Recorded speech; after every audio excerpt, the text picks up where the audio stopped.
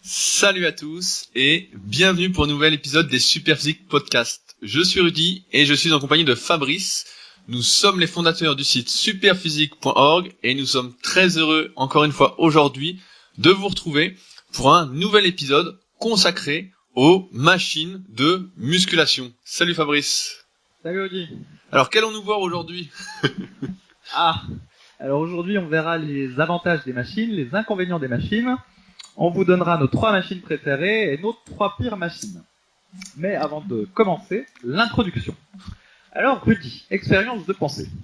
Imagine tu te retrouves sur une île, tu peux pas t'échapper de l'île, et dans cette île il y a 2 gymnases.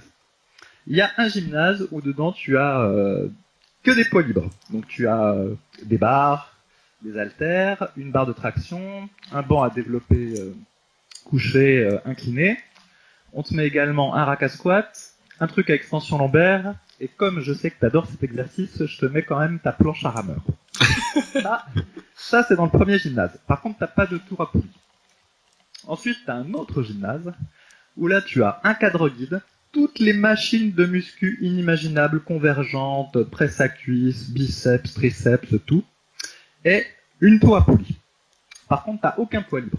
Pas de barre, pas d'haltère, pas de traction, rien. Les abonnements, c'est les mêmes, 30 € par mois.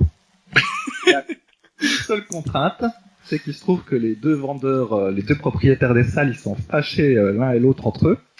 Et du coup, une fois que t'es inscrit dans un, tu peux pas changer pour aller dans l'autre parce que c'est la guerre entre les deux. Question Rudy, dans quel gymnase vas-tu aller ? Moi j'irais dans celui où il y a les charges libres. Parce que je suis à fond sur le club Superphysique et les performances en série moyenne, donc et que c'est beaucoup plus facile, comme on le verra sans doute dans le podcast après, d'adapter les exercices à soi quand c'est libre que quand c'est sur machine où on est un peu roulé. Mais je sais pas où est cette île en tout cas, mais en tout cas je sais que si elle existe, j'irai pas. Hein. Alors attends, c'est pas fini. Ah, c'est pas fini. Maintenant c'est la même expérience de pensée, sauf que le gymnase où il y a les poids libres, tu dois payer toujours 30 € par mois pour y aller. Mais l'autre gymnase, le vendeur t'a repéré sur Instagram, il a vu que tu avais une petite popularité, tu pourrais peut-être lui amener des visiteurs, et il te propose de te payer 150 € par mois pour y aller. Alors là, tu vas dans lequel ? Je vois que tu écoutes attentivement mes podcasts. Tu sais que je suis incorruptible. Donc jamais j'irai pour 150 € là où je peux pas m'entraîner. Bon alors attention. Cette fois-ci, c'est exactement la même chose, sauf que le vendeur, en plus de te donner 150 € par mois, il t'apprend qu'il y a Kim Kardashian qui s'entraînera en même temps que toi en string chaque fois que tu iras t'entraîner. Comme je sais que tu es assez fan, est-ce que tu revois ta position sur les barres, sur le premier gymnase, ou est-ce que finalement tu te décides, bon allez, je me mets aux convergentes et puis tant pis pour la masse quoi. Surtout pas, en plus, c'est ce que je dis souvent aux adhérents du Superphysique Gym quand ils me disent mais y a pas beaucoup de filles à la salle. Je dis le plupart des filles, beaucoup n'ont pas d'objectif de performance et veulent progresser. Mais je dis surtout, s'il y avait une seule fille avec tous les mecs qu'on est, c'est un peu loup dans la bergerie, hein, plus personne s'entraîne vraiment, quoi. Donc, non, surtout pas, quoi. Mais je vois que tu as bien préparé ton introduction. Voilà, mais en fait, là, je m'attendais à ce que tu répondes ça. Je sais pas si t'es très honnête avec l'histoire de Kim Kardashian, je suis pas sûr. Mais donc, bref, tout ça pour dire qu'effectivement, on n'est pas fan des machines. Pour les raisons que tu as indiquées, mais qu'on va développer un peu plus. Donc, on va parler des avantages des machines. Alors, un premier avantage qui est évident, c'est la facilité de la prise en main. C'est-à-dire que n'importe quel débutant ou néophyte en musculation, tu le poses sur une machine, il va réussir a priori à s'en servir. Il n'y a pas d'apprentissage, il pousse, il tire et l'affaire est réglée. Et donc, c'est une des raisons pour lesquels il y en a plein dans les gymnases, c'est parce que c'est beaucoup plus facile pour le gérant, ça fait moins de problèmes d'avoir ces machines. Et en plus, c'est perçu par les gens comme une plus grande technicité. Et pour les gens néophytes, ça paraît mieux de s'entraîner sur machine qu'avec des poids libres. Tu me dis si t'es pas d'accord avec ce que je dis, Rudy. Non, mais je suis assez d'accord pour l'instant. Donc ça, c'est un premier avantage. Le deuxième avantage, donc c'est un risque assez faible dans l'exécution. C'est-à-dire que si tu perds le contrôle de la charge, quand tu t'entraînes avec une machine, tu as quand même peu de risque de blessure. Il y a le poids qui va retomber sur son socle, mais toi, tu risques rien. Et donc, c'est pour ça que les gérants aiment beaucoup les machines dans les salles, parce que les gens sont plus en sécurité, puis il y a moins de risque de blessure pour eux. Ouais, bah c'est sûr que quand t'as aucune notion de gainage, par exemple comme sur un squat ou un front squat, tu te mets à la presse à cuisse, tu règles les sécurités. Bon, bah t'as beaucoup moins de de chances de te blesser quand t'es à fond que au squat où on conseille plus d'arrêter quand la posture commence à traquer un peu, quoi. Exactement. Et après, donc, il y a un troisième avantage, normalement, et c'était le point originel de Arthur Jones quand il avait créé les premières machines dans les années 1970, c'est que la résistance, normalement, est censée être variable en fonction de la courbe de force que tu as pour l'exercice. Et donc, par exemple, quand on fait du développé couché à la barre, le début, en général, est difficile, et par contre, la fin... Il n'y a plus rien. Voilà, après, il n'y a plus rien. Et donc l'idée de Arthur Jones, c'était qu'avec la machine, il y a un système qu'il appelait un système de cam, et du coup, tu auras une résistance qui sera identique durant tout le mouvement, conforme à ta courbe de force. Donc par exemple, pour vous donner un exemple, sur un exercice de biceps, si la machine est bien conçue, ça ne doit pas être ni le début ni la fin qui doivent être le plus difficile, car le plus facile, ça doit être le milieu. C'est à 90 degrés, pour nous c'est le plus dur quand on est avec haltère. Donc une bonne machine devrait faciliter cet endroit-là pour nous permettre de mettre une plus lourde charge, en quelque sorte, sur l'intégralité du mouvement.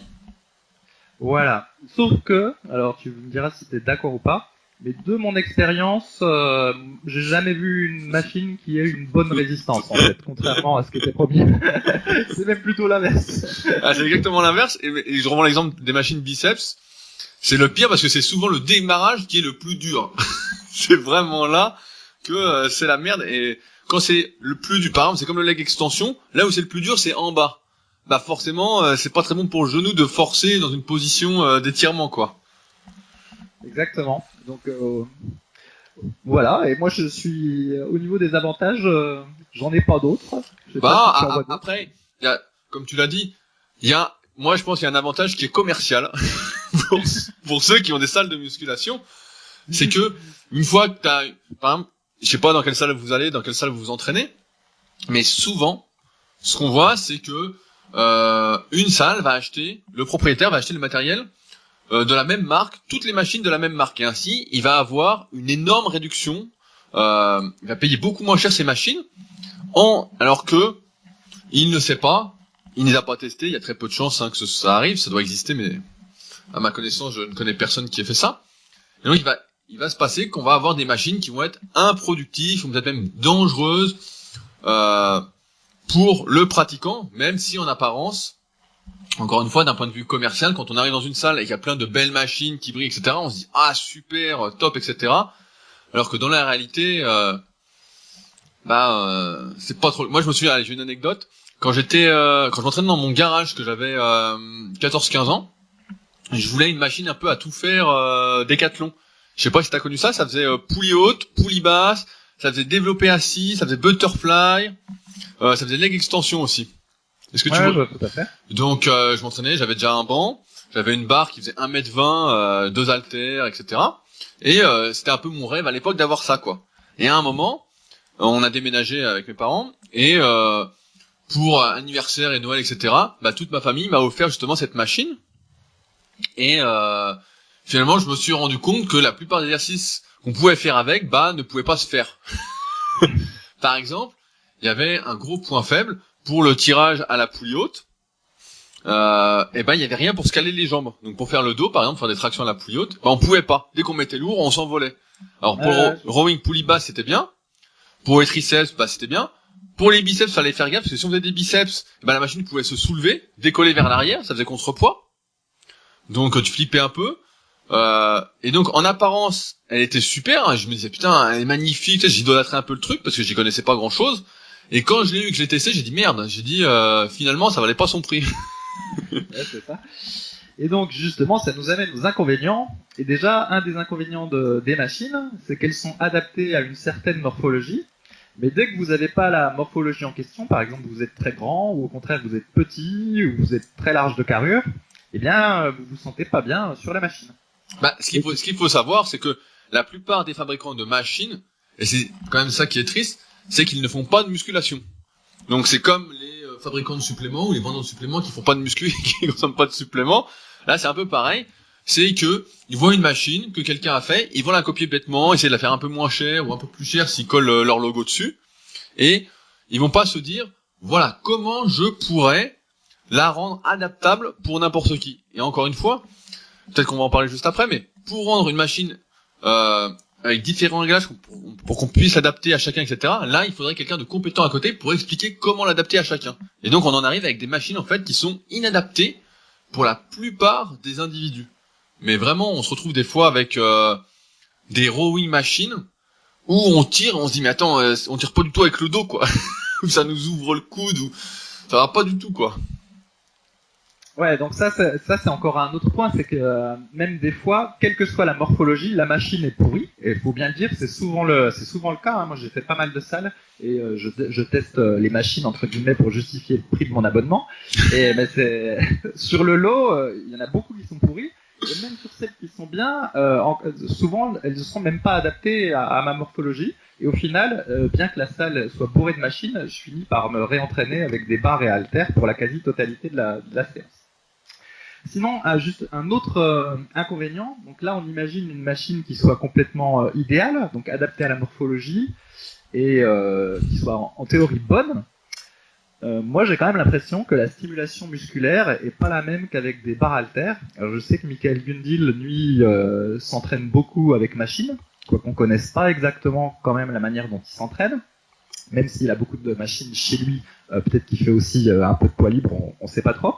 Et donc bref, si jamais je trouve une machine qui me plaît, par exemple une machine à tirage horizontal, que j'adore, eh ben mon expérience montre que finalement, par rapport à un dead rowing à un bras, j'ai moins de courbatures le lendemain, ou je congestionne moins, ou ça paraît pas pareil. Là en plus tu compares, donc on en parlera peut-être après à la fin de podcast pour dire les bonnes machines qu'on recommande, mais là, on compare la poulie, et la poulie, forcément, c'est beaucoup moins traumatisant que les poids libres, où va y avoir des à-coups, des points difficiles, etc. Une résistance qui est plus traumatisante, alors que la poulie, forcément, c'est beaucoup plus fluide, même si c'est pas la même résistance n'est pas adaptable tout le long. On a forcément moins de courbatures avec la poulie, donc c'est un peu moins efficace musculairement. Après, on en avait parlé dans le podcast, les 5 exercices qu'on ne recommande pas, j'ai plus le titre exact, où on avait dit, justement, parfois, il faut peut-être mieux prendre un peu moins de muscles et durer que mais c'est vrai que là sur ton exemple mieux vaut faire du rowing à un bras que du rowing assis à la poulie basse si on a des haltères suffisamment lourdes pour sa force. Ouais, mais je parlais même pas de la poulie, je parlais de la version machine sans poulie. Tu parlais du rowing à un bras à machine. Du rowing à un bras avec la machine, qu'on voit d'ailleurs souvent dans les anciennes vidéos de professionnels de bodybuilding. Alors je crois qu'il y en a un petit peu moins, mais il y avait une vidéo de Kevin Levron qui s'appelait Muscle Marinant de Machine, et on le voit faire cette machine-là, par exemple. Tu sais où t'es assis. Ouais, j'en ai une aussi au ASP Gym, dont pratiquement personne se sert. Et voilà, mais donc moi je les aime bien ces machines, mais franchement je me dépouille, hein. Je tire fort, des fois je fais des dégressifs dessus pour me faire plaisir, etc. Mais faut bien dire, ça ne fait pas pareil que le rowing à un bras, qu'un bête rowing à un bras avec halter. Donc au final, j'en suis arrivé à la conclusion que quand il y a un équivalent barre halter à une machine, généralement l'équivalent barre halter est de toute façon meilleur en termes de stimulation musculaire que la meilleure machine correspondante. Mais je sais pas si tu te souviens, il y avait un livre qui s'appelait Big au-delà du possible. Ouais, de Tom Platz. Ouais, Tom Platz et Léo Costa, donc qui avait fait un peu fureur à l'époque et qui était très sympa à lire. Et dedans, justement, ils classaient des exercices et ils en arrivaient à la conclusion que les exercices où le corps bougeait dans l'espace étaient toujours préférables à ceux où le corps ne bougeait pas. Donc tu vois, par exemple, ils disaient que les tractions à la barre fixe étaient plus efficaces parce que le corps bougeait, etc., que les tractions à la poulie haute. Que les dips étaient plus efficaces que les dips à la machine. Alors après, c'est à débat et leur justification était un peu tendancieuse. Mais c'est vrai que d'expérience, on remarque souvent ça quand même. Mmh. Alors après, un autre inconvénient, c'est qu'il y a moins de transferts sportifs qu'avec un entraînement barre halter, même si bon, le transfert entre la muscu et le geste sportif est toujours douteux. Ce qui est sûr, c'est qu'avec une machine, il y a encore moins de risques que ça n'arrive. Bah, j'ai vu d'ailleurs que tu t'avais remis une petite couche sur le topic CrossFit sur le forum. Ah oui, David. Ah là là, c'est ce que j'ai dit à ma copine. J'ai dit, s'il me lance sur le CrossFit, ça va être dur de. J'ai vu que tu t'étais lâché. Mais c'est vrai que quand on s'entraîne avec des poids et haltères, et il y a toujours une notion de gainage. Par exemple, quand vous faites du rowing à un bras, si vous bloquez pas bien les abdominaux, le dos, vous allez vite vous faire mal, donc vous êtes obligé de bloquer. Et forcément, ça se transfère plus facilement dans d'autres activités sportives que le fait, par exemple, d'être sur rowing à un bras à la machine, où justement, et c'est même là que ça peut devenir dangereux, c'est que souvent sur ces machines-là, on se croit en sécurité. Un peu comme la presse à cuisse. On se sent en sécurité, donc on fait beaucoup moins attention à sa posture, à sa position, et en fait, on adopte une mauvaise position. On adopte une position, en fait, genre, on rowing un bras à la machine, au lieu de rester bien gainé, on va partir vers l'avant pour vraiment aller décrocher l'épaule en arrondissant le dos. Et puis quand on va tirer, on va se pencher en arrière.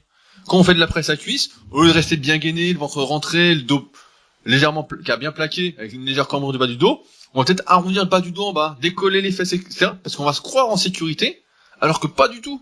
Si on adopte des mauvaises postures, même si les notions de gainage sont moins mises à contribution, c'est sûr, ben on va se blesser pas assez rapidement, quoi. Ok, bon bah, du coup, je fais pas ma parenthèse sur le CrossFit, je la raconterai une autre fois, on fera un podcast dédié. Sinon, si je suis parti, on m'arrêtera plus. Et alors, un dernier inconvénient des machines, c'est que j'ai remarqué que les gens avaient tendance à s'endormir dessus. Alors, je sais pas si c'est ça à ta salle aussi, vu que toi, Ouais, nous on sélectionne, donc personne s'endort. Ouais. Non, mais c'est juste de la folie. Tu vois des gens, par exemple, qui vont faire une machine de dos, ils restent assis sur la machine entre la série, et là, ça dure 5 minutes, et ils discutent, ils font je sais pas quoi, et après, ils refont une petite série, et ensuite, ils rattendent 5 minutes en restant assis sur la machine, et après, ils refont une série. Et en fait, les types, sur une séance d'1h30, je pense qu'ils doivent passer 1h28 assis, en fait, sur les machines. Avec leur téléphone, et en plus, ils veulent pas tourner. C'est ça le pire dans la plupart des salles commerciales que j'ai faites, hein, donc j'en ai pas fait 15 000 non plus, mais sur la trentaine que j'ai faite, bah à chaque fois les mecs veulent pas trop tourner, quoi. Ils disent non, j'ai bientôt fini, ils font du téléphone. Donc là tu deviens fou, quoi. Mais c'est vrai que c'est aussi un des avantages des machines qu'on n'a pas cité, c'est qu'elles sont confortables. En général, elles sont hyper confortables. Tu t'assois dessus, tu bouges plus, t'es hyper bien, quoi. C'est vraiment le siège est bien. Alors que tu vois, j'ai un autre exemple. Dans la biographie de Jean-Luc Favre, le bouquin s'appelait Devenez champion du monde, donc c'était un de mes bouquins préférés quand j'étais gamin. C'était une énorme interview de Jean-Luc Favre qui avait été champion du monde bodybuilding, donc évidemment dopé en 89, et Jean Texier l'interviewait. Et à un moment, il parlait justement de l'entraînement de son dos, et c'était son point faible, le dos, on voyait morpho-anatomiquement, il avait le grand dorsal assez court, etc. Il avait surtout pris des épaules, des bras, des pecs, quoi. Et il disait que son dos avait commencé à vraiment bien progresser à partir du moment où il avait accepté que l'entraînement du dos devait être difficile et qu'il était obligé de faire en fait des mouvements difficiles. Donc il avait classé ses exercices et il disait, comme tu as dit, il disait voilà, le rowing assis à la poulie basse ne vaut pas le rowing à la barre ou le rowing à un bras avec haltère ou le rowing T-bar. Et donc à la fin il expliquait, parce qu'il expliquait tout son programme, pourquoi il faisait ci, ça et ça, et il expliquait que dans chaque séance il mettait au moins 2 exercices de rowing lourd.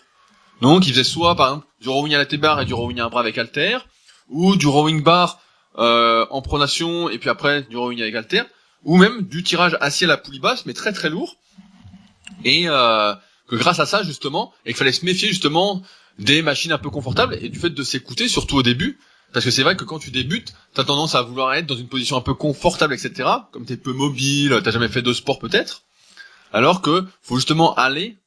Comme on dit toujours, c'est sortir de sa zone de confort, pas rester sur l'acquis. Alors après, ça dépend des objectifs, mais comme on fait ce podcast pour toutes les personnes qui sont naturelles et qui veulent vraiment progresser en musculation, ben il y a quand même plus une machine est confortable et moins c'est bon signe, j'ai envie de dire quand même. Hein. Bah, c'est un peu ça, hein, c'est une bonne règle. Voilà, bon, ça n'empêche pas que même ceux qui font des barres et haltères, des fois ils restent à moitié endormis sur le banc. Mais c'est encore plus fréquent, je trouve, sur les machines. Alors, maintenant qu'on a dit ça, on va quand même essayer de parler de nos machines préférées. Alors, du coup, si on essaye de dire quels sont nos 3 préférés, Rudy, laquelle tu mettrais en premier? On va considérer que ton rowing planche n'est pas une machine, hein, même si c'est pas présent dans la plupart des salles de muscu. On en reste à la machine. Bah, moi, la première chose que je fais quand je vais dans une salle, quand je devais m'inscrire dans des salles, etc., ce que je recherchais, c'était une presse à cuisse, mais avec un plateau suffisamment grand pour mettre mes pieds. Parce que je suis assez grand, donc il fallait que j'écarte suffisamment mes pieds. Et donc pour moi, une bonne presse à cuisse, quand on doit s'inscrire dans une salle, c'est un argument qui fait pencher la balance. D'accord, bah, je me doutais que tu allais dire ça. Donc évidemment, moi aussi, j'ai mis la presse à cuisse en premier, même si j'en suis pas fan à titre personnel, comme le squat avant me réussit pas trop mal. Et je trouve que quand je fais de la presse à cuisse, j'ai moins de résultats que... Ouais, mais moi aussi, je sens, comme je fais beaucoup de squat avant, que c'est mieux, mais c'est beaucoup plus dangereux. Et comme je fais aussi de la presse, pendant des années, je faisais vraiment pas de squat, etc., donc je faisais beaucoup de presse. Même à l'époque, pour ceux qui s'en souviennent, je crois qu'il y a une vidéo sur ma fiche membre de la team sur Superphysique. Chez mes parents, j'avais acheté une presse à cuisse qui faisait hack squat, et j'avais dû modifier le plateau avec mon pote Brice. Il était venu, il avait modifié le plateau de la presse à cuisse parce qu'il était tout petit. C'était une presse body solide, et on a mis un énorme plateau, et après j'étais super bien, mais j'étais toujours obligé de modifier le plateau, et quand j'arrivais dans des salles, et que j'achetais des presses avec des plateaux minuscules, je me disais, mais en fait, personne s'en sert, quoi. Et pareil, sur la presse à cuisse, moi ce que j'aime bien regarder, ce que j'aime bien avoir, c'est pouvoir charger moi-même. Je veux pas qu'il y ait une poulie, je veux pas qu'il y ait une chaîne, je veux pas qu'il y ait une cam, parce que souvent la cam en plus c'est hyper dur en bas, donc c'est encore un truc à se niquer les genoux, qu'elle soit bien fluide. Donc et pareil, voilà, une bonne presse à cuisse ça coûte 2 bras, hein. Nous au SP Gym on en a acheté une bien, je peux dire que ça douille un peu, quoi. Oui, et pareil, j'en ai testé plein aussi, et c'est pas si souvent que la presse à cuisse est bien. Moi, ce que j'aime bien, c'est que l'angle du plateau soit assez fermé, entre guillemets, pour pouvoir pousser avec mes talons. Et des fois, l'angle est trop ouvert, et t'as l'impression que tu dois pousser avec le bout de ton pied, et Ouais, du coup, ouais, t'as je pas vois. de force, et en plus, ça tire sur le genou. Et étrangement, il y a beaucoup de machines où l'angle, beaucoup de presse à cuisse où l'angle est pas bon. Et comme tu dis, on se demande s'il y a quelqu'un qui n'en a fait ne serait-ce qu'une fois, parce qu'on voit bien que ça va pas, quoi. Non, mais la plupart des mecs qui font des machines, peut-être qu'ils testent la machine comme ça, mais comme ils savent pas comment doit être la machine pour qu'elle soit le plus efficace possible, en fait le mec se met, il pousse, il dit ah bah ça coulisse bien, et voilà en fait. Il se dit pas ah oui, il faut que j'ai bien le pied posé, que je pousse avec le milieu du pied. Il se dit rien du tout, le mec. Il en sait rien. Donc voilà, donc notre machine préférée, donc ce serait une bonne presse à cuisse quand il y en a une. Et quelle serait ta deuxième machine préférée? Alors ma deuxième machine, j'utilise pas beaucoup de machines, alors putain c'est compliqué. Bah, si je devais choisir une deuxième machine, franchement je prendrais soit une poulie haute, soit une poulie basse en fait. Ah, le même choix que moi. Je précise qu'on se concerte pas avant les podcasts et qu'aujourd'hui Fabrice a voulu organiser tout le podcast, donc j'étais pas au courant de sa petite histoire du début. Jamais. Et je suis pas au courant de ses choix. En plus, c'est même pas vrai. On se concerte un peu avant le podcast, mais on ne dit pas à l'avance exactement ce qu'on va dire pour garder une certaine spontanéité. Ouais, donc comme toi, j'avais mis poulie haute et poulie basse parce que la poulie haute, on a certes dit que c'était moins bien que des tractions, mais il y a quand même une plus grande polyvalence parce que tu peux faire des extensions de triceps avec, tu peux tirer à 45 degrés avec, donc tu as quand même une variété d'exercices supplémentaires par rapport à juste la barre de traction. Donc du coup, c'est plutôt sympa. Ouais, et puis c'est efficace pour tous ceux qui n'arrivent pas à faire de traction, qui n'ont pas d'élastique, qui n'ont pas de barre fixe, etc. C'est quand même, c'est presque indispensable en fait d'avoir une poulie. S'il y a une salle où il n'y a pas de presse à cuisse et pas de poulie haute, déjà ça commence mal, hein. C'est ça, autant s'entraîner chez soi. Mais surtout que maintenant, ils font beaucoup. Moi, j'ai beaucoup d'élèves qui s'entraînent en home gym et sur la méthode Superphysique sur le forum, je vois de plus en plus de personnes aussi qui sont en home gym et ils ont tous en fait maintenant dans les cages à squat. Bah comme t'avais un peu, je crois que t'avais une poulie toi dans ta cage à squat à l'époque. Ouais, j'avais un truc, ça s'appelait un Power Station 3000 et il y avait une poulie haute, une poulie basse et une petite cage à squat. Et bah maintenant, ils mettent directement le truc pour scaler les jambes en plus sur la poulie haute. Donc t'as les deux boudins et donc toi à l'époque je crois que t'avais pas ça. Donc là tu l'as directement, donc c'est super quoi. T'arrives, alors la poulie est pas super qualité. Bah après tu changes le câble etc. Mais quand même, ouais c'est vrai que s'il y a pas ça dans une salle, bon ça quand même ça restreint son utilité. Ouais, bah, tu sais comment ça se faisait pour pas être soulevé par la charge? Je crois que j'enroulais une corde autour de ma taille où je mettais des disques sur mes genoux pour pas être soulevé et pouvoir faire de la poulie haute l'autre. Moi, j'avais une autre technique parce que chez mes parents, j'en avais acheté aussi. Donc le truc, je crois, c'était body solide, donc la cage à squat avec la poulie intégrée. Donc là, les plaques étaient directement mises. Et en fait, dans la cage à squat, on se calait. Bah, mon frère, il doit faire ça encore, puisqu'il s'entraîne de là-bas. Mais on mettait une barre chargée genre à 100 kilos. Les sécurités à la bonne hauteur et on se calait en dessous la barre en fait. Ouais, je vois. Et donc là on bouge plus hein, là. Ok. Alors le plus dur ça va être pour la troisième. Alors je t'avoue la troisième je sais pas trop, j'en ai cherché une histoire d'en avoir 3, mais rien ne me venait au début. Alors vas-y essaye de dire toi quelle serait ta troisième machine préférée. Alors j'hésite entre deux. Bon alors attends, je te dis la mienne, on va voir si t'avais la même. Alors moi j'ai mis une machine à pectoraux convergente et je vais expliquer pourquoi. Ah c'est ton point faible, voilà pourquoi. Non parce qu'effectivement des fois quand on n'a pas la bonne morphologie on a du mal à sentir ses pectoraux au développé couché barre, même si on allonge le nombre de répétitions, même si on serre les omoplates, enfin bon on a beau faire tout ce qu'on veut, on a quand même des sensations pourries. Et même si on a vu dans les précédents podcasts qu'il fallait pas s'entraîner que pour la sensation, quand on n'a pas de sensation du tout, en général, ça veut quand même dire qu'il y a peu de chances que le muscle en question travaille. C'est la même chose qu'avec la congestion. Avoir une congestion ne garantit pas la stimulation musculaire, mais s'il n'y a pas de congestion, c'est que le muscle ne travaille pas. Voilà, ne pas mélanger cause et conséquence en quelque sorte. Exactement. Et donc du coup, en général, ce qu'on conseille, c'est donc de faire du développé couché ou incliné avec des haltères pour avoir une trajectoire convergente et ressentir un peu plus les pectoraux qu'à la version barre. Sauf que quand on fait du développé couché avec haltères, déjà, dès que les haltères deviennent un petit peu lourds, c'est pas toujours facile de prendre la position de départ tout seul. Et particulièrement, je trouve que c'est assez dur de serrer les omoplates quand on fait du développé couché avec haltères, spécialement si le banc sur lequel on se couche est assez étroit. Ah oui, bah là. Ah bah tiens, ça, les bancs étroits en salle, ça c'est... ça c'est encore une autre histoire. Et donc comme moi je suis un peu large de clavicule, une des rares qualités génétiques que j'ai, et ben souvent les bancs sont assez étroits. Et en fait quand je fais du développé couché avec haltère, et ben j'ai du mal à bien placer mes omoplates. Et comme tout est très bien expliqué sur le site de Superphysique, si vous faites du développé couché avec haltère sans serrer les omoplates, c'est la même chose qu'au développé couché barre, eh bien, vous allez travailler surtout les épaules et pas trop les pectoraux. Vous allez vite vous faire mal aux épaules aussi, hein. C'est ça, exactement. Et donc, c'est là qu'on arrive au développé couché à la machine convergente. D'ailleurs, en général, on est plutôt assis sur cette machine. Et bien là, normalement, on doit avoir les avantages de la barre et des haltères en même temps. Et donc, en théorie, si la machine est bien adaptée, c'est-à-dire que l'angle vous correspond bien, que les poignets sont suffisamment écartés par rapport à votre morphologie, et plein d'autres conditions, eh ben, on a peut-être plus de chances de sentir ses pecs que si on avait fait des haltères ou de la barre. Et donc, c'est pour ça que je mets cette troisième machine dans mes préférés, sous réserve qu'elle remplisse toutes ses caractéristiques, et mon expérience montre que c'est très très rare. Bah, j'en avais essayé une super quand j'avais été au Gold Gym à Los Angeles avec Yann et Raph. On en avait trouvé, je sais plus la marque que c'était, mais je crois qu'on avait fait une vidéo là-dessus. Je crois que c'est Raph qui avait fait la vidéo pour son site. Mais on en avait testé une bien, et c'est vrai qu'après on avait les pecs vraiment gonflés quoi. Après, moi ce serait pas mon choix parce que moi les pectoraux ça a toujours été un point fort, et je pense que pour la plupart des individus, effectivement s'il y a que des bancs étroits, bon bah c'est un peu la merde.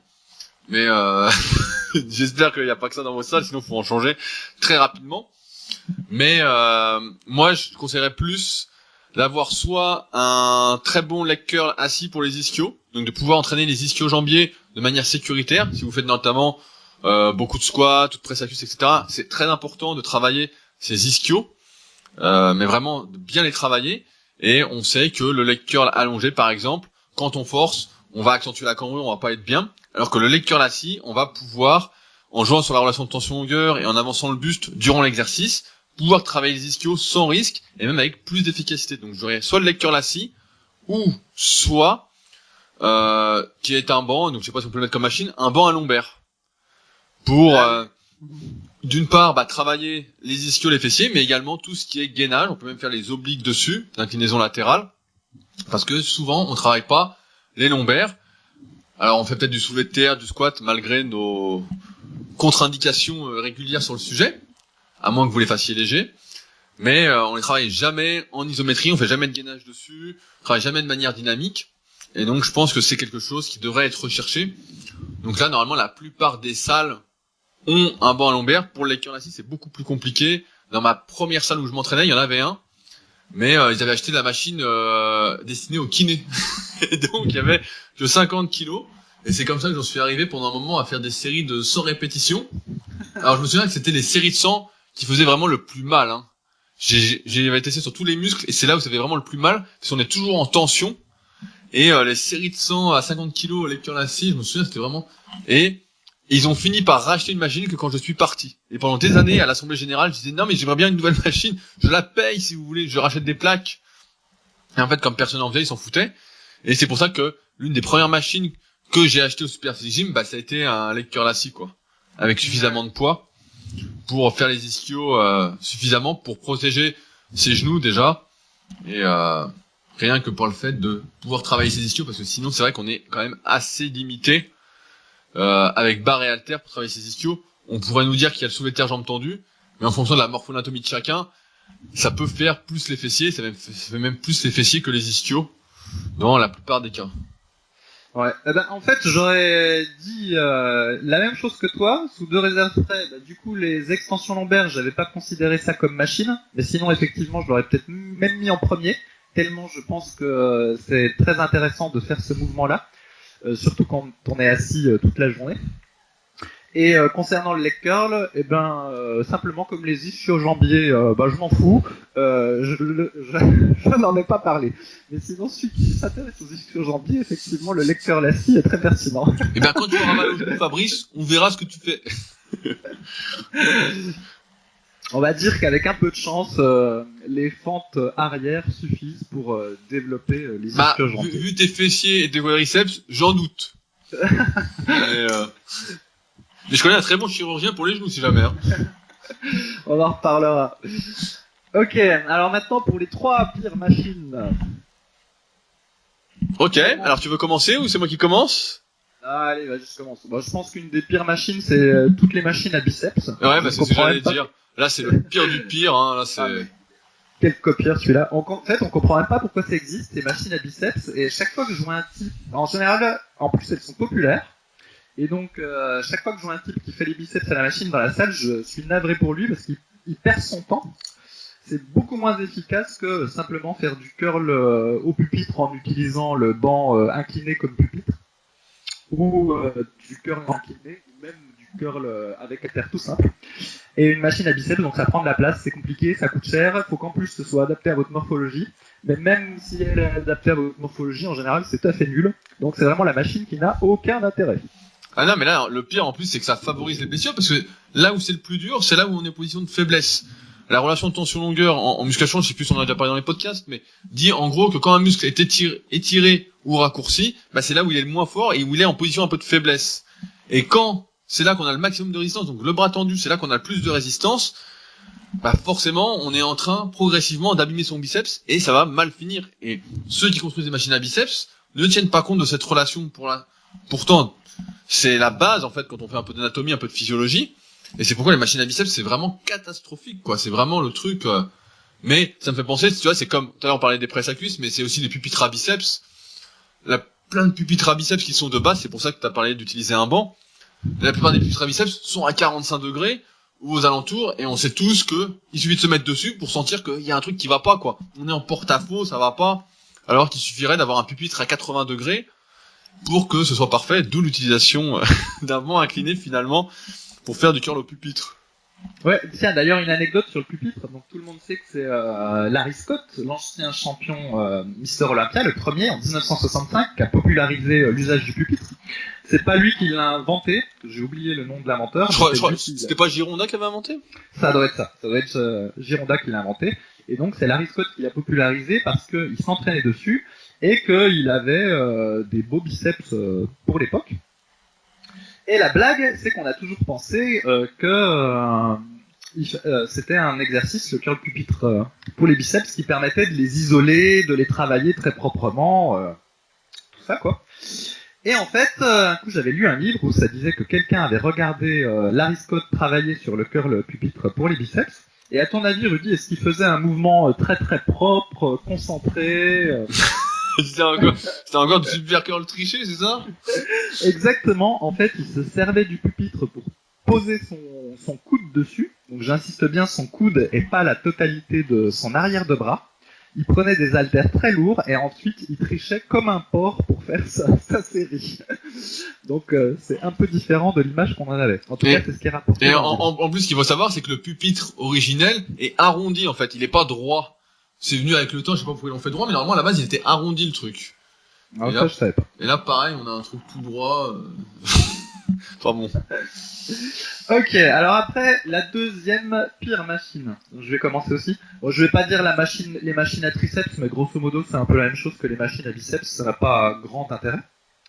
Mais donc, je vais dire les machines à fessiers. En général, le mouvement est trop court ou pas bien adapté.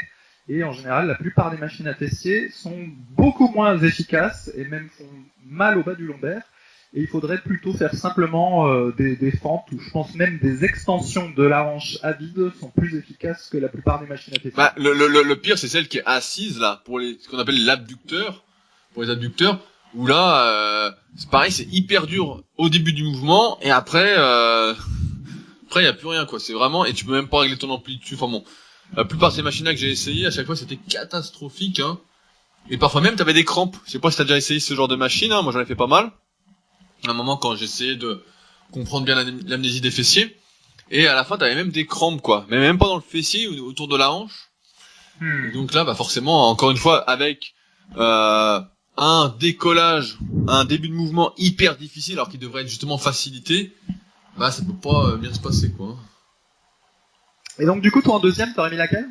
Alors pire machine, qu'est-ce que j'ai essayé comme pire machine? T'as le droit de copier. Non, je vais en trouver une. Bah, j'avais testé un rowing à un bras, à la machine. Alors, désolé pour la mauvaise pub, je crois que c'est la marque Technogym. Hein. Ah, je vois, tout à fait. Donc elle est jaune et noire. Et c'est une sorte de rowing bas. Et en fait, quand tu tires, ça ne va pas. Tu t'as beau faire n'importe quel réglage, ça ne va pas. Ouais, l'angle de tirage n'est pas bon. Mais c'est marrant parce que là où je suis, justement, c'est des technogymes. Les trucs, ça te compte ton nombre de répétitions. Il y a un petit écran à côté. Non, je te jure, il y a un petit écran à côté. Tu peux même mettre ta clé en fait, on te donne une clé pour rentrer dans le gym, et c'est en même temps un genre de clé USB ou je ne sais quoi. Tu peux la mettre à l'intérieur de la machine, et du coup, ils te mettent ta séance dans ta clé. T'as une petite appli, etc. Puis tu peux retrouver la séance et le nombre de reps que tu as fait grâce à la machine. Mais bientôt, l'avenir, c'est que ce ne sera plus toi qui fera les exercices, mais quelqu'un d'autre, et ce sera indiqué sur ta clé. Pour te donner bonne conscience. Ah non mais celle-là, je crois que quand j'étais au Vietnam, j'avais ça, donc c'était une salle, pareil, c'était hors de prix en plus, que des machines et tout. Et le banc justement c'était une des pires salles. Hein. J'avais fait une vidéo, pour ceux qui l'avaient pas vu, un vlog au Vietnam sur mon entraînement, et je m'étais plaint pendant toute la vidéo du matériel. C'était vraiment un matériel de dope qu'on avait quoi. Mais c'est vrai que là, je me souviens, c'était catastrophique. Hein. On essayait de tirer avec le dos, il y avait aucun réglage qui allait. Et donc je dirais que les machines convergente pour le dos, en tout cas rowing bar Technogym, où on prend en bas, on est un peu incliné vers l'avant, bah là c'était vraiment j'ai vraiment vu pire quoi. Je vais quand même mettre un bémol sur ce que tu dis, c'est qu'on peut même pas accuser une marque en particulier parce qu'il y a des gammes de machines et ça va changer d'une année sur l'autre ou de 2 années sur l'autre, et donc du coup il est très possible que la machine, l'année à laquelle tu l'as testée, elle était pourrie, soit dans l'absolu, soit pour toi. Et peut-être que 2 ans après, il y en a une nouvelle qui a été faite et qui peut-être est différente et qui serait mieux adaptée. Même chez Panatta, qui est normalement une marque de machines très réputée, d'une gamme sur l'autre, il y a de grandes variations. Et donc, il peut y avoir une année la convergente pour les pecs qui vous sied très bien. L'année suivante, il change de gamme et puis c'est une nouvelle convergente et puis tout d'un coup, elle vous va plus. Donc des fois, c'est pas que lié à la marque, c'est aussi lié à la gamme en fait. Ouais, et puis c'est important de sortir une gamme chaque année, hein. Tu sais, les machines, ça se périme, hein. C'est ça. Et alors du coup, moi, ma dernière, en fait, j'aurais mis la plupart des machines pour les abdos. Ah oui, oh putain, le massacre, ah oui. Voilà, en général, ça c'est pas adapté du tout. Et donc faire simplement des abdos sur le ballon suisse, c'est beaucoup plus efficace et un ballon suisse, ça coûte 9 €. Et ouais, c'est vrai que les machines à abdos, le vrai problème en fait, c'est que on sait que le rôle des abdominaux, donc si on veut les développer, etc., en volume en quelque sorte, eh ben faut enrouler le bas du dos. Et la plupart des machines pour les abdos, en fait, n'enroulent pas le bas du dos, ne font pas enrouler le bas du dos, elles font fléchir la hanche. Donc, exactement, comme un vieux sit-up que tu ferais sur les bancs déclinés d'il y a 30 ans. Voilà, un relevé de buste. Et donc en fait, on se retrouve à un relevé de buste lesté et qui n'a que très peu d'intérêt finalement pour développer les abdominaux. Et c'est vrai que j'y avais pas pensé, mais j'étais en train de réfléchir à ma troisième machine, mais c'est vrai que là, on tient le bout. C'est vrai que maintenant, comme j'ai ma salle aux alentours d'Annecy, bah j'ai plus de, je vois plus les machines toutes pourries en fait. Et avant d'acheter, en général, bah je peux les essayer. Mais c'est vrai que là, c'est un moment que j'en ai pas acheté. Hein. Là, on est assez complet d'ailleurs, donc. Voilà, et une machine, si on appelle ça machine, qui serait très utile, ce serait le rowing planche, et moi j'en ai jamais vu, et pourtant j'en ai essayé des dizaines de salles. Ah ouais, mais il y en a pas, mais moi j'ai plein de personnes qui me contactent. Bah, justement, hier j'ai fait une publication sur Instagram pour parler du prochain concours qu'on organise, justement le 24 mars, dont j'avais parlé dans le précédent podcast. Et les gens disent, ouais, comment on peut faire pour faire un rowing chez nous, etc. Et c'est vrai que la plupart des salles n'en ont pas, pourquoi? Parce que, c'est pas très attirant pour le néophyte, faut le dire, ça brille pas, c'est juste une planche, etc. 2, ça fait du bruit parce qu'on cogne à chaque fois, donc ça va déranger les gens, ça va déranger un certain type de clientèle. Donc ça, et puis ouais, en fait, la plupart le gérant, en fait, il en a rien à foutre que vous progressiez ou pas. En fait, ce qu'il veut, c'est quand je dis la plupart, il y a toujours des exceptions, hein, mais en fait, c'est toujours et donc vous vous sentiez bien, et donc le rowing planche, bon bah, moi les seules fois où j'en ai vu, c'est simple, j'en ai vu au club d'aviron, là où j'ai posé mon kayak juste à côté, ils ont un rowing planche. J'ai vu dans les clubs de kayak, pareil, au club de kayak à Annecy, ils en ont un. Et j'ai vu chez moi. Après, il y en a des fois de temps en temps dans des vieux clubs de force, parce que souvent les compétitions de force athlétique, les clubs sont assez âgés pour pouvoir survivre à l'invasion des salles commerciales fitness, qui ont aussi du pour. Non pas que du contre, hein, malgré tout ce qu'on dit dans ce podcast, mais dans des vieilles salles de powerlifting ou d'haltérophilie, il y a des rowing planches de temps en temps. Mais c'est vrai qu'on n'en trouvera pas. Ça coûte 1000 € à l'achat, à fabriquer encore moins, et les gérants veulent pas. C'est simple. Pourquoi quel est le client idéal pour une salle de sport qui se veut financièrement rentable? Moi je sais. Vas-y, Fabrice. C'est celui qui s'inscrit pour un an. En général, d'ailleurs, en France, t'es toujours contraint à t'inscrire pour un an. Tu peux pas t'abonner pour un mois. Et qui, au bout de 2 semaines, ne vient plus. Voilà, c'est le mec, voilà, qui paye et qui vient pas, qui n'use pas le matériel. Moi, je me souviens quand j'étais arrivé sur Annecy, dans la première salle où je me suis entraîné ici, c'était un cauchemar. Ils me voyaient m'entraîner et tout. Je me souviens, premier jour. Donc avant de m'entraîner, je leur dis, voilà, je vais faire du soulevé de terre, il manque un peu de poids, pas de souci. Non, pas de souci. Premier jour, je fais du soulevé de terre. Les profs courent en haut, donc c'était genre de mezzanine. Mais qu'est-ce que tu fais? Je sais pas, je fais du soulevé de terre. Et puis après, ils m'aimaient pas parce que, en fait, je prenais tous les poids de la salle. Des fois, je faisais de la presse, je mettais 400. Il y a plus de poids pour les gens. Et puis j'étais là presque tous les jours. Puis quand j'étais là, ça faisait un peu de bruit parce que je mettais des poids, parce que les mecs venaient discuter, ils s'étaient intéressés. Alors qu'eux, ils voulaient une salle tranquille, où les gens venaient discuter, venaient manger un peu après, un peu salon de thé, quoi. Donc c'est sûr que la plupart des salles, des gérants, c'est ça qu'ils veulent. C'est pas des salles où vous vous entraînez, ils en ont rien à foutre. S'entraîner, en fait, ça use le matériel, ça fait du bruit, et la plupart des gens aujourd'hui, en tout cas mon analyse, est que la musculation est devenue une mode, malheureusement ou pas, ça peut se discuter, et que la plupart des gens donc en font plus dans une optique bien-être, se défouler un petit peu, que dans une optique de progression. Donc le marché s'est adapté à ça, tout simplement. Donc on n'est pas prêt de voir des rowing planches dans les salles de musculation en France. Voilà, du coup je pense qu'on a fini sur les machines, donc chacun aura compris qu'on n'est pas grand fan. Non, mais le vrai problème des machines, c'est que la plupart du temps, elles ne sont pas adaptables à nous-mêmes, en fait. On se retrouve avec une résistance qui devrait être meilleure, qui est moins bonne. On devrait être dans une position plus sécuritaire. Ce n'est pas le cas non plus. C'est même plus dangereux la plupart du temps. Et en plus, ça coûte 2 bras. Franchement, à tous ceux qui s'entraînent en home gym, etc., ou qui recherchent une bonne salle, ce qu'on vous a dit, recherchez une bonne presse à cuisse, une poulie haute, une poulie basse, des poids libres, etc. Et vous verrez, ça, c'est parfait pour s'entraîner, quoi. Et on se rend compte, en fait, qu'avec ça, qu'on peut s'entraîner chez soi, si on a un peu de place. Donc, la presse à cuisse prend vraiment beaucoup de place, mais une poulie haute, une poulie basse, une cage à squat, un banc qui s'incline, une barre, des haltères, etc. Une barre fixe, des barres à dips. Et voilà, vous allez déjà faire énormément de choses. Franchement, vous allez construire pratiquement l'intégralité de votre physique. Alors après, on voit de plus en plus de personnes aussi, au fur et à mesure qu'elles vieillissent, qui utilisent de plus en plus de machines, qui militent de plus en plus pour les machines parce qu'elles sont blessées, parce qu'elles ont des douleurs, etc. Et c'est vrai que les machines, en ce sens, peuvent être moins contraignantes articulairement. Mais encore une fois, à condition qu'elles soient adaptées à soi. Et tout à l'heure, tu citais Michael Gundil, qui lui a dû qui modifie toutes ces machines pour qu'elles lui conviennent. Ça, faut le préciser. Il achète des machines qu'il modifie, donc faut encore une fois être assez spécialiste pour pouvoir le faire, sinon on se retrouve avec des machines qui sont presque inutilisables et dangereuses. Donc c'est pas si simple de trouver des bonnes machines. Quand j'entends, ouais, les machines c'est mieux, on peut mieux isoler, etc. Oui, de temps en temps c'est vrai. Maintenant, la plupart du temps, malheureusement, non. Et de toute façon, là tout à l'heure tu citais l'exemple de la machine à pec, mais quand t'es pas fait pour les pecs, bonne machine ou pas bonne machine, de toute façon, ça va être la merde.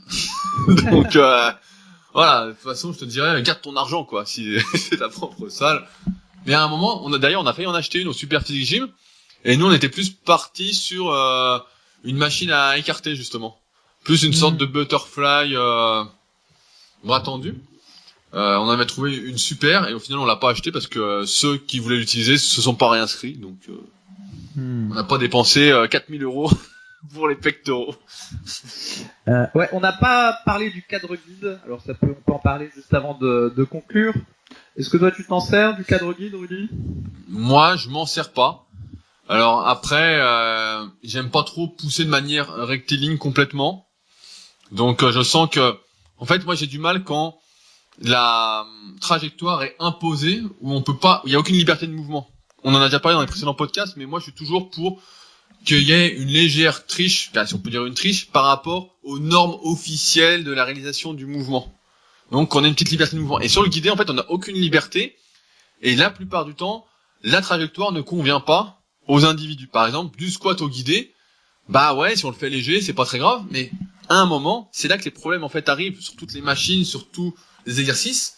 C'est que s'il y a un exercice ou une machine, dès qu'on va commencer à forcer à mettre lourd, ça ne va pas, on se fait mal, etc. Bah c'est que la machine c'était pourri en fait, ou que l'exercice était pourri. Si on peut pas forcer, c'est pour ça que je vois plein d'exercices exotiques. J'avais fait pas mal de vidéos sur YouTube à une époque là-dessus.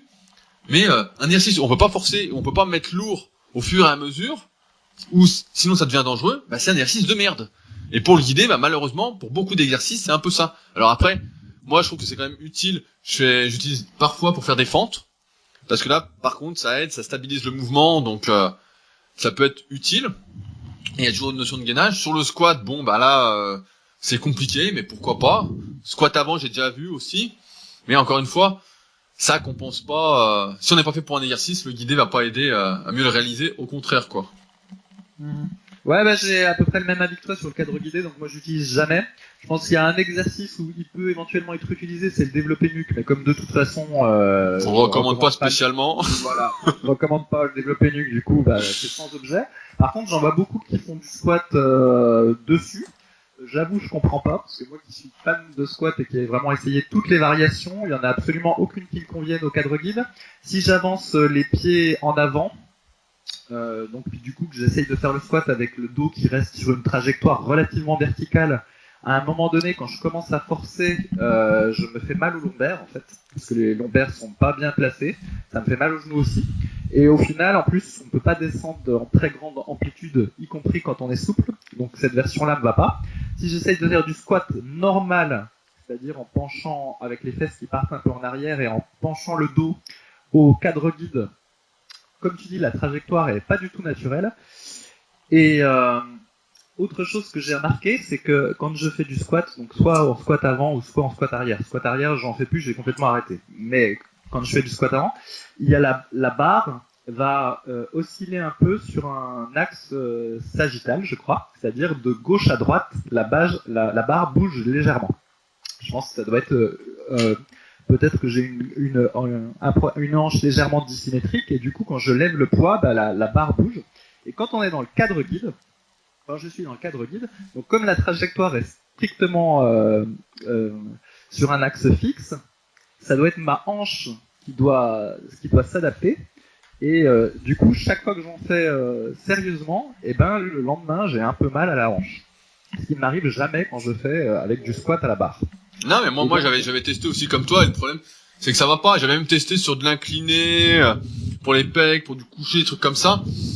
Et c'est vrai que, parfois ça va, mais dès que ça devient vraiment lourd, et c'est comme d'habitude, hein, c'est comme l'analyse morpho-anatomique, on en avait parlé dans le podcast sur la génétique. Mais c'est comme, par exemple, sur l'exemple du curl incliné, si vous avez des biceps courts, il y a un moment, au début ça va, et à un moment, après un certain niveau, voilà, là ça commence à se corser, c'est là qu'il faut personnaliser son entraînement. Donc ça peut être utile au départ, voilà, mais au fur et à mesure que vous allez progresser, l'aspect normalement sécuritaire de la barre guidée, du cadre guide fixe, parce que maintenant ils font des super barres guidées, je sais pas si t'as vu les évolutions, mais t'as des barres guidées un peu libres en fait. Ouais, je vois tout à fait. Donc où là justement ça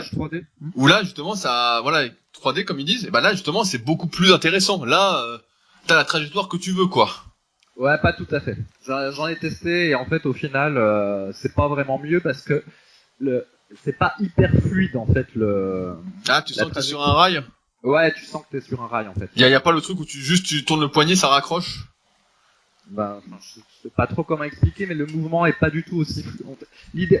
Ce truc-là, donc de cache 3D, l'idée c'est d'avoir exactement la même liberté qu'avec une barre, mais que tu sois dans un environnement totalement sécurisé, c'est-à-dire que si tu lâches le truc, ça puisse être posé proprement. Mais en pratique, il n'y a pas une fluidité complète du mouvement, tu restes un peu dans une certaine trajectoire. Donc au final, j'ai testé un peu et puis j'ai laissé tomber. Voilà.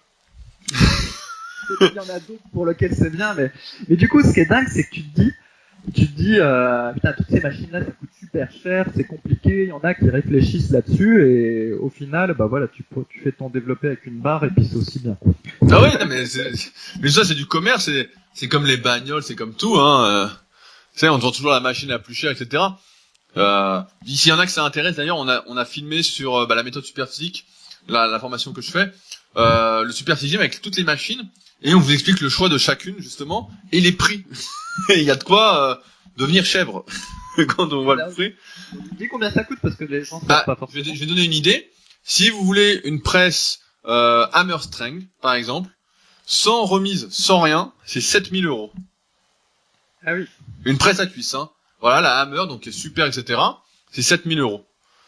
Donc là, on se dit bon, ok. Si on prend, je sais pas, une presse à cuisse, pareil, avec toutes les plaques de poids, etc. Pareil, on peut vite arriver à 7-10 000 € quoi. Je me souviens que j'ai un pote qui avait acheté, donc qui est un peu gourmand, hein, on vous trouvez beaucoup moins cher, une vis-à-vis Hoist, et il avait payé 12 000 €. Ah mais juste pour la vis-à-vis ou alors elle faisait aussi parce que souvent les vis-à-vis elles ont d'autres poulies sur les côtés. Ouais, non, là il y avait poulie haute, poulie basse, une barre fixe au milieu et voilà quoi. Donc forcément, après on paye encore une fois souvent la marque parce que nous au Superphysique Gym, on a, pour donner un ordre d'exemple, on a la body solide en modèle pro qui coûte 1600 € et où on a pratiquement jamais eu de soucis quoi. Donc non mais c'est vrai que comme d'habitude on nous crée des besoins alors qu'il n'y a pas de raison d'en créer quoi. Mais bon, ce sera toujours pareil, hein, c'est la course. C'est le capitalisme, Fabrice. Bon, ça fera une bonne conclusion pour le podcast. Je te laisse le terminer. Donc déjà, merci à tous d'avoir écouté ce magnifique podcast. Je vais en profiter encore une fois pour vous remercier. Cette semaine, on est à 118 commentaires sur l'application podcast. En ayant tapé Superphysique Podcast, vous êtes nombreux à m'écrire, notamment qui n'arrivent pas à mettre de commentaires sur les podcasts. J'ai vu que Adrien, la semaine dernière, dont j'en avais parlé, donc je sais plus si dans ce podcast-là, ou dans le mien, où je suis seul, a réussi à mettre son commentaire. Donc pour ce faire, si vous souhaitez nous remercier et nous encourager et nous donner un petit coup de pouce, il suffit d'aller donc sur l'application podcast d'Apple, de taper donc sur iPhone ou sinon sur iTunes si vous êtes sur PC, de taper Superphysique Podcast, de descendre tout en bas et de mettre un commentaire. Et vous mettez bien 5 étoiles, c'est ce qu'on préfère.